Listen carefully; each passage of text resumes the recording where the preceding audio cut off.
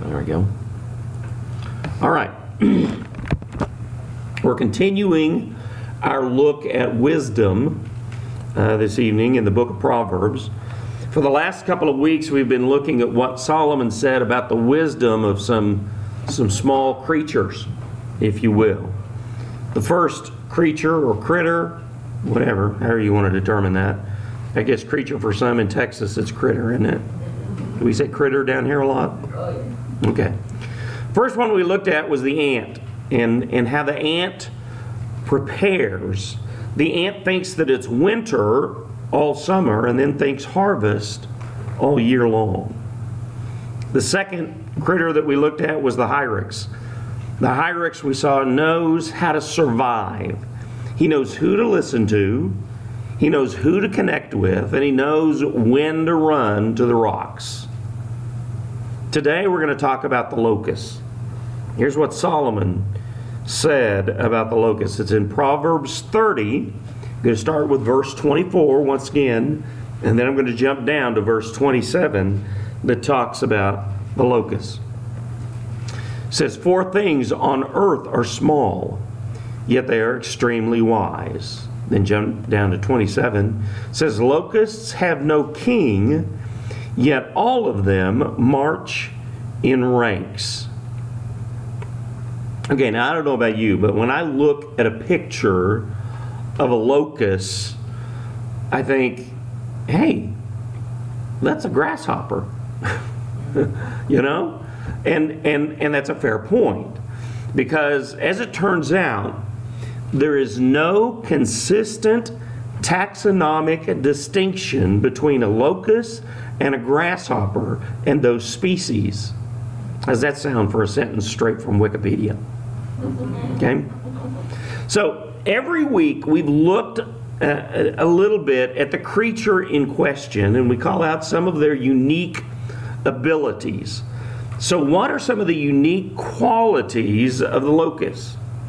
Now I've got to tell you that when I started looking into the locust, it fascinated me.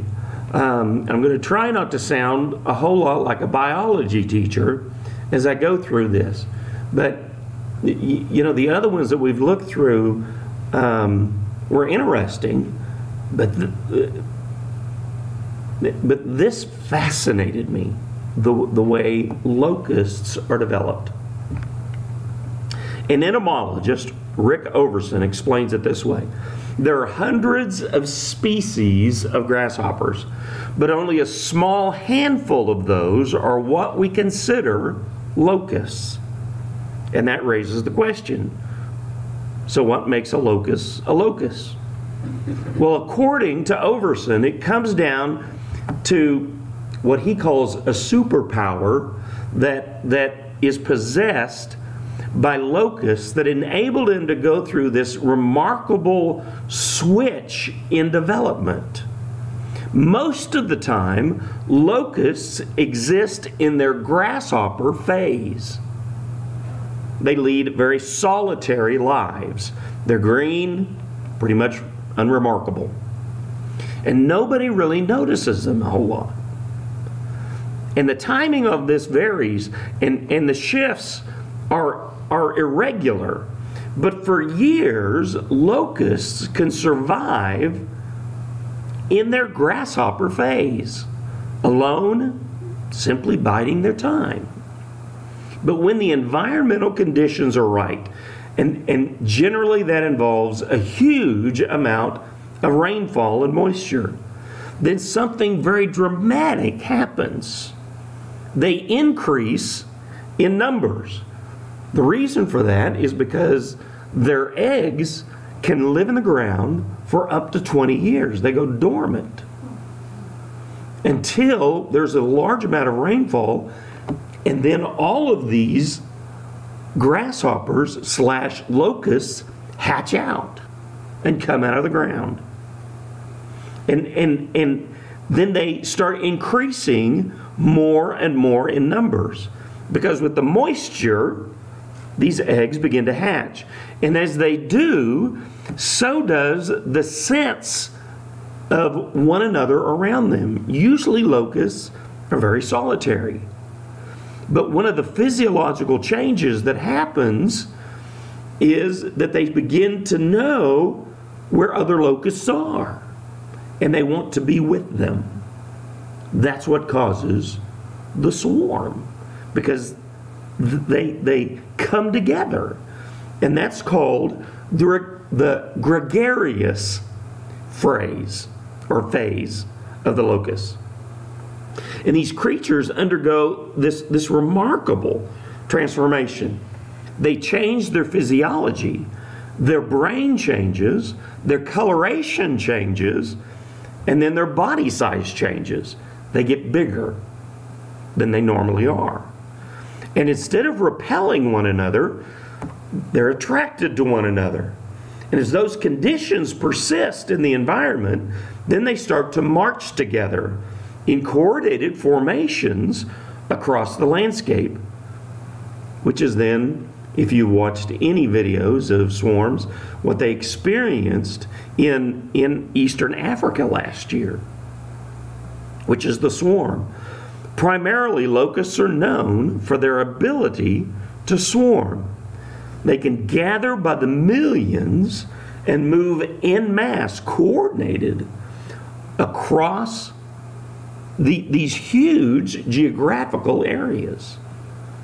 Now, I haven't ever seen a swarm in person, but like I said, you can see videos on YouTube of swarms that have taken place recently. And you know, they were scary to look at, but for me it was fascinating to watch as well.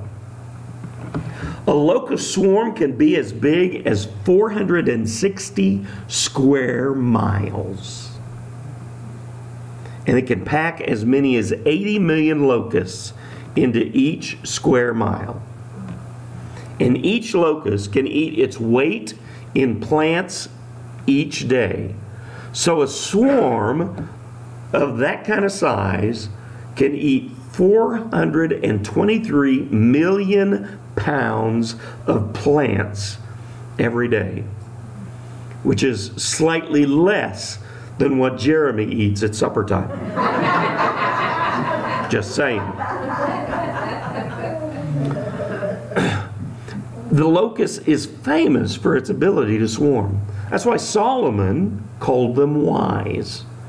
And even though they have no leader, they're able to move together as one.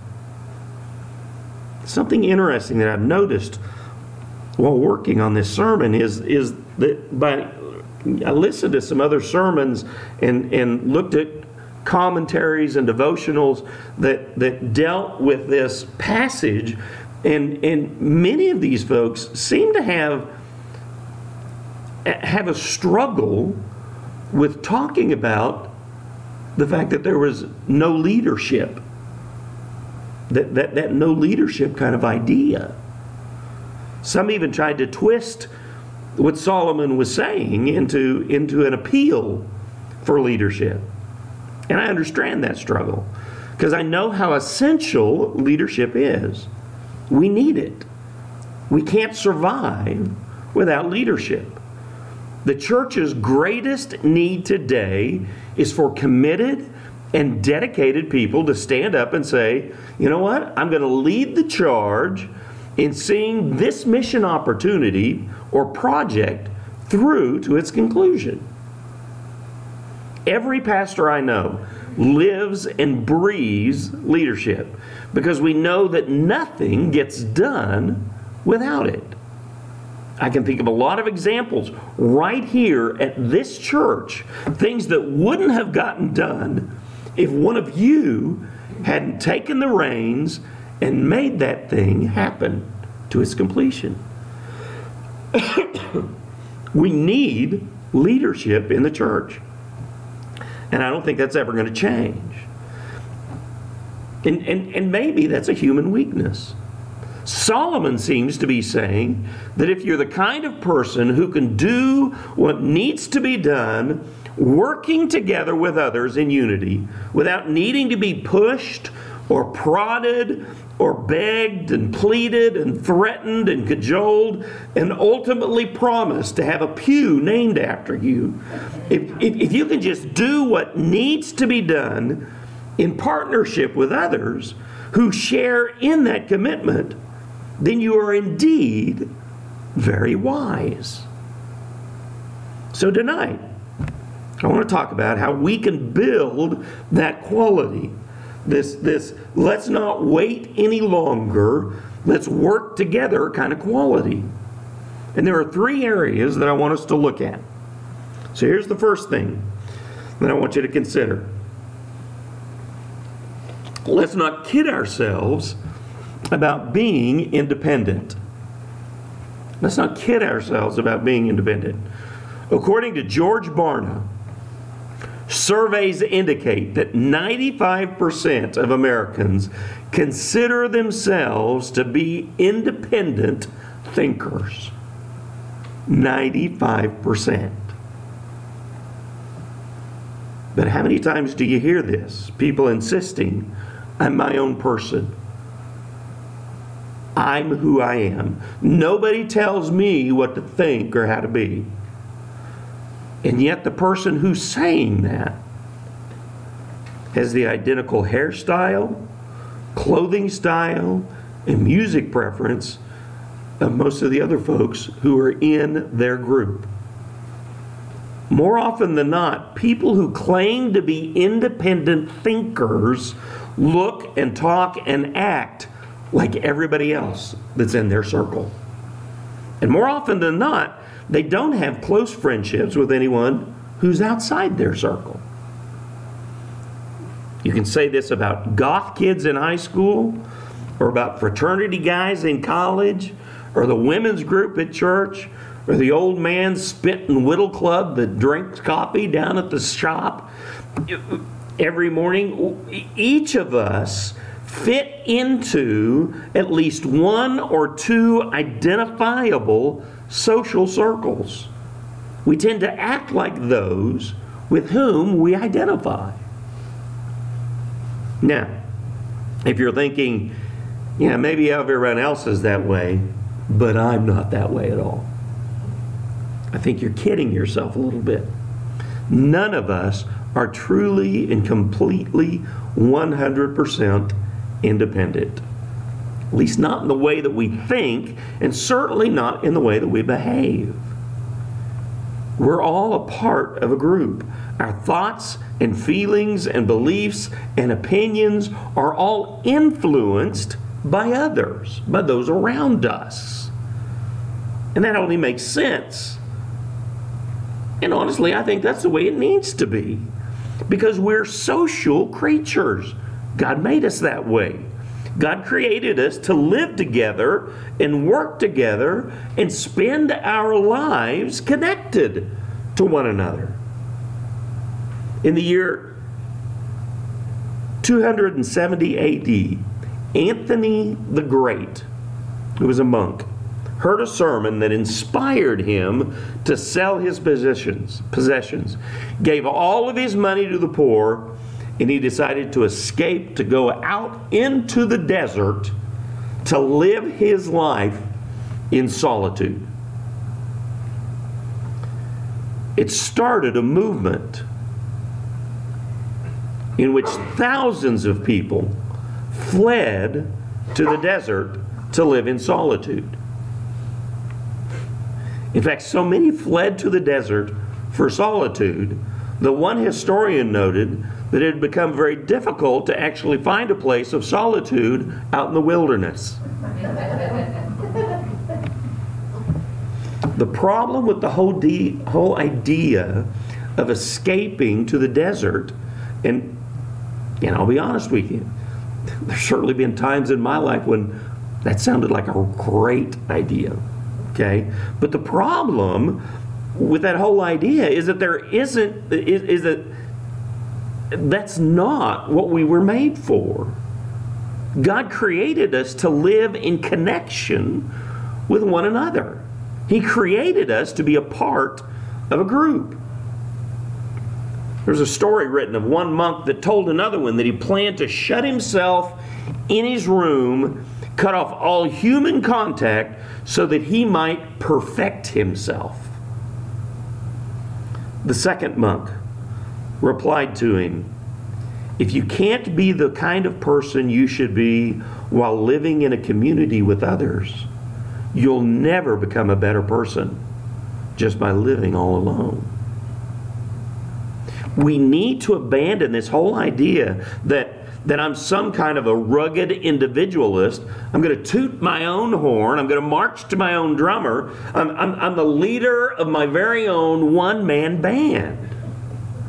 Each of us belongs to at least one group.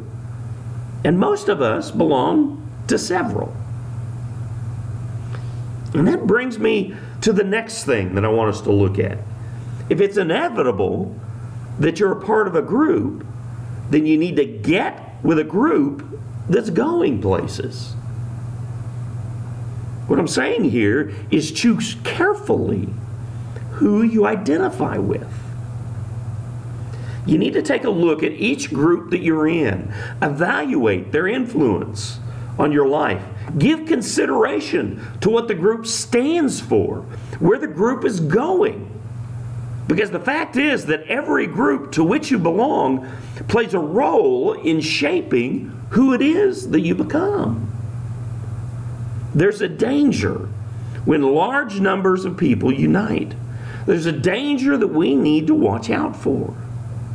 And it's the danger of the hive mind. The danger of groupthink.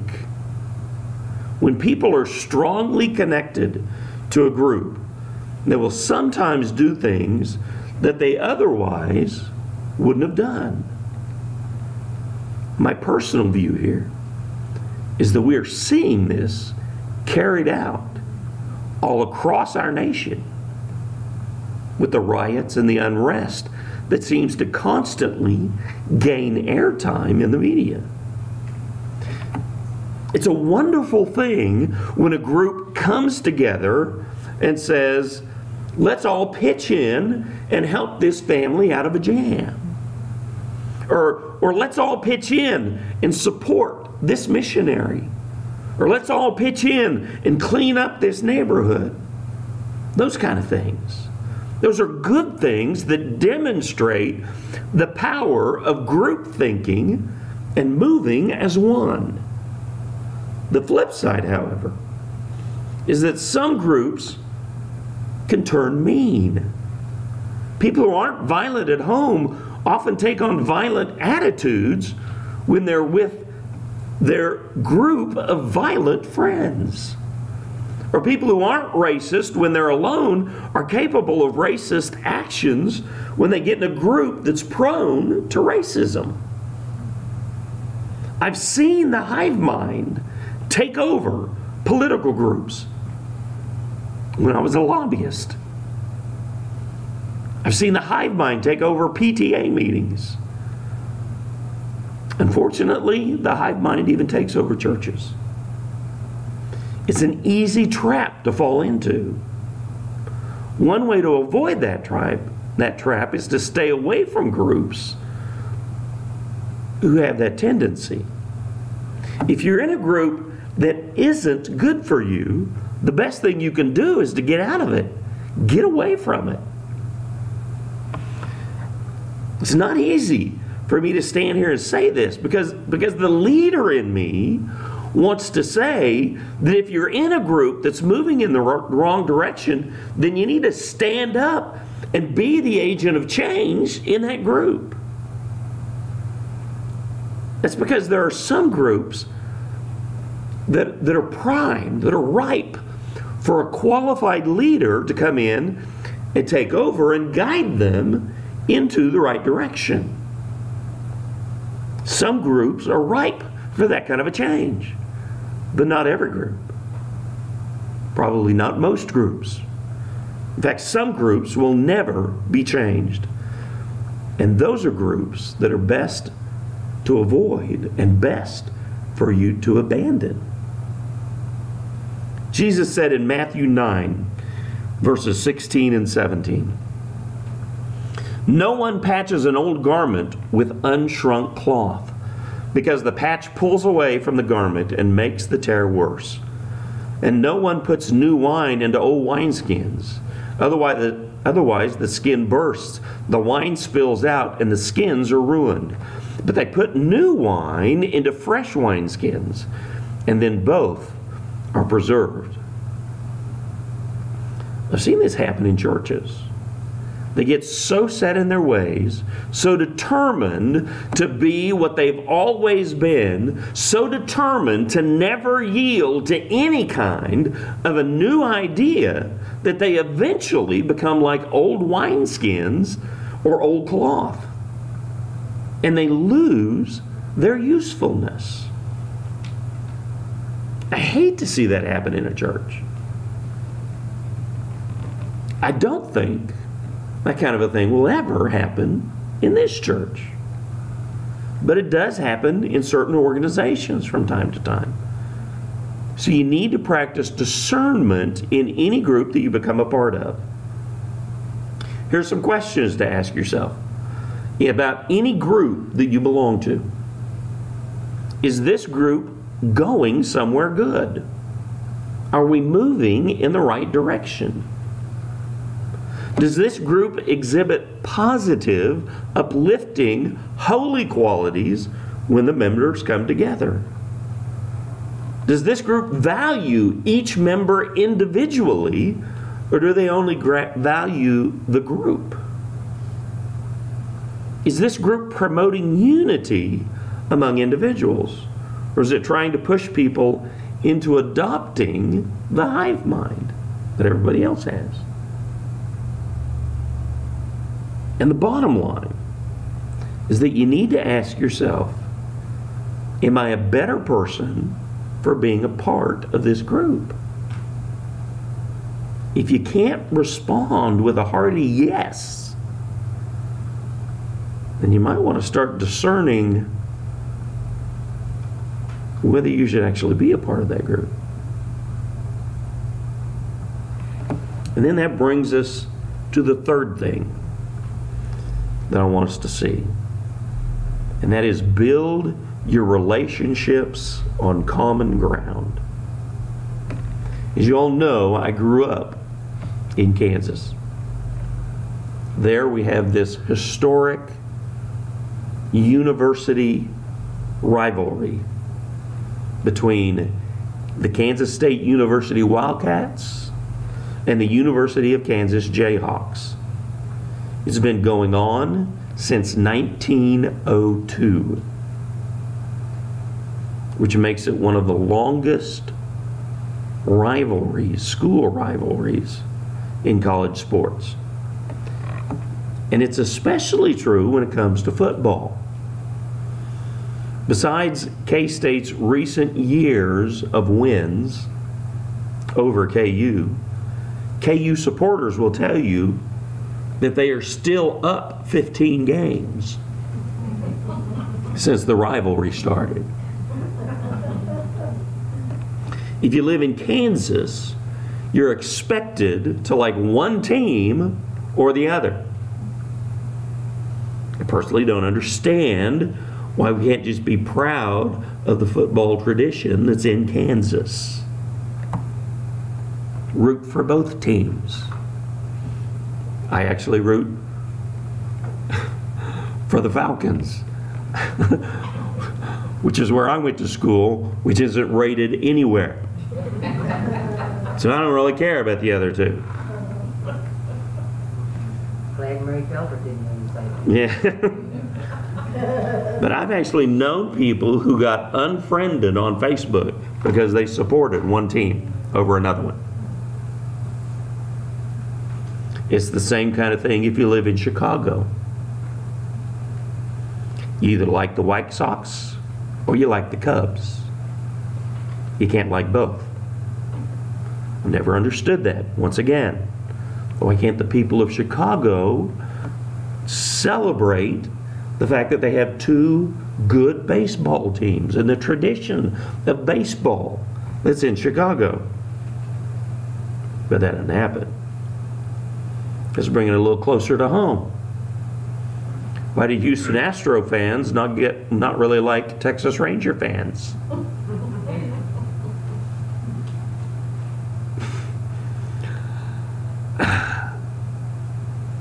How much trouble am I going to get in as I go along here?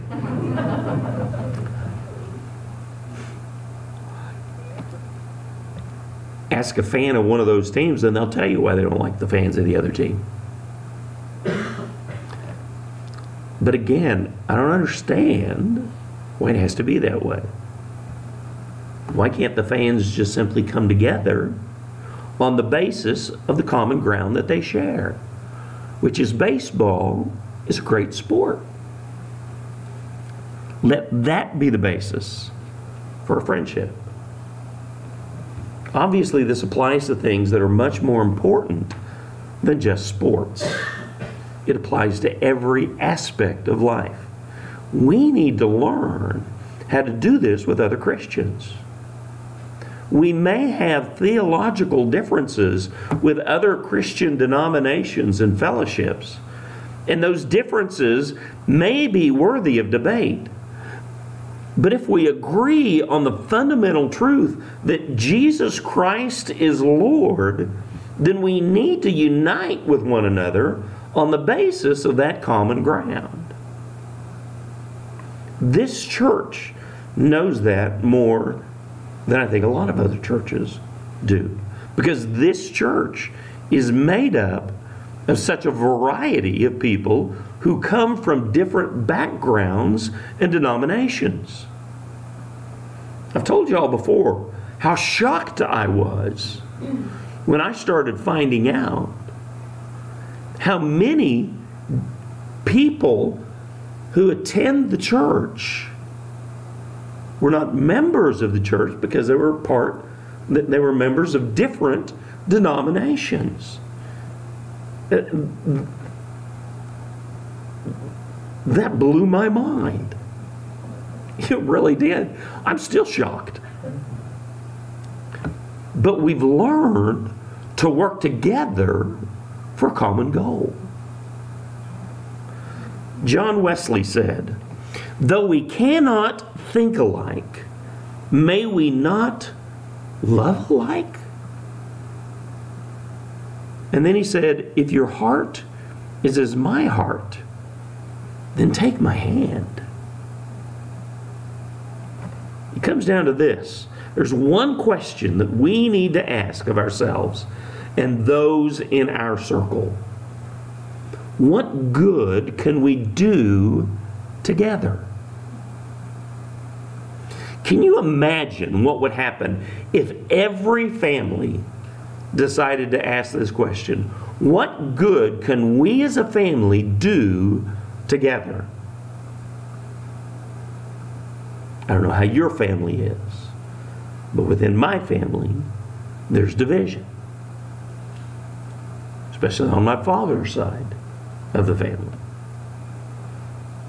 Can you imagine what would happen if every Sunday school decided to ask the question, what good can we do together?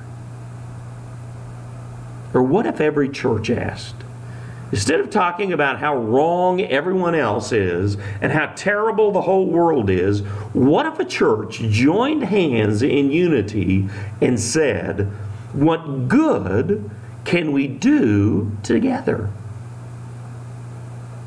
What if several churches in a community asked that question? Or in a statewide association? Can you imagine the good that could be done? The good news is that there are a lot of examples where that's happening. Christians are working together to build hospitals, to preach the gospel, to help those who are suffering. It's happening all over the world.